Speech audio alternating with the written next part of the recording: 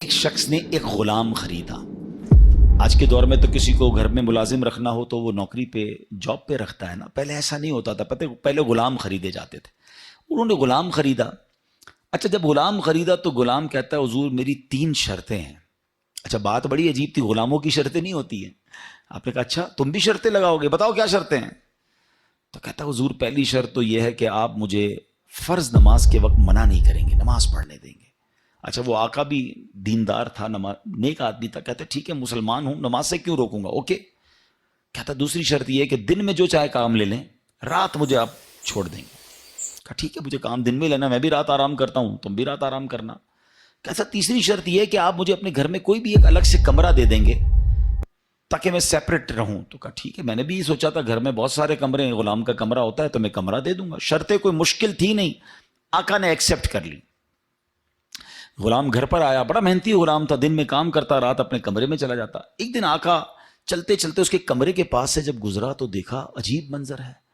کمرے کی چھت کھلی ہوئی ہے, آسمان سے نور برس رہا ہے, غلام سجدے میں ہے, اللہ کی عبادت کر رہا ہے اور اللہ کو رو رو کر یہ عرض کر رہا ہے کہ میرے مولا میں غلام ہوں, دن میں میری ڈیوٹیز ہیں, اگر یہ کام نہ ہوتا تو میں دن بھی تیری عبادت کرتا, رات بھی تیری عبادت کرتا. آقا بڑا حیران ہوا کہ یہ میرا غلام کیا چیز ہے, ایسی عبادت, ایسا نور اور ایسی گفتگو. اگلی رات ہوئی تو اپنی بیوی کو لیا کہ چلو میں تمہیں ایک منظر دکھاتا ہوں. اپنی زوجہ کو لے کر غلام کے کمرے کے پاس گیا, پھر وہی منظر, چھت کھلی ہوئی ہے, آسمان سے نور برس رہا ہے, غلام سجدے میں وہ ہے اور اللہ سے باتیں ہیں, بڑی کیفیت. جب یہ منظر دیکھا تو وہ میاں بیوی بھی آنسو بہانے لگے, وہ بھی رونے لگے کہ یہ کیسا غلام ہے. صبح ہوئی تو غلام کو آقا نے بلایا اور کہا کہ ہمیں پتہ چل گیا ہے تمہاری رات کی عبادت ہم نے دیکھ لی ہے. تم اللہ سے یہی کہہ رہے تھے نا کہ یا اللہ میں مجبور ہوں, اگر دن میں بھی فارغ ہوتا تو تیری عبادت کرتا, رات میں تو تیری عبادت کرتا ہوں. تو ہم میاں بیوی نے فیصلہ کیا ہے کہ آج کے بعد تم آزاد ہو, جاؤ دن میں بھی عبادت کرو, رات میں بھی اللہ کی عبادت کرو. اچھا ہماری جگہ کوئی ہوتا تو بڑا خوش ہو جاتا کہ چلو یار انعام مل گیا. غلام کو آزاد ہونا بڑی نعمت تھی, مگر وہ غلام دراصل وہ آقا بننے کے قابل تھا. وہی آقا تھا, وہ بڑا کمال کا بندہ تھا.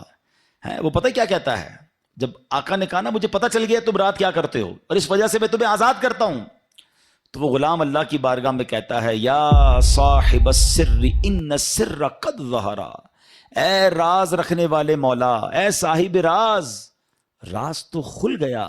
ولا ارید حیاتی بعد مشتہرا, اے اللہ میں اب راز کھلنے کے بعد زندہ نہیں رہنا چاہتا ہوں.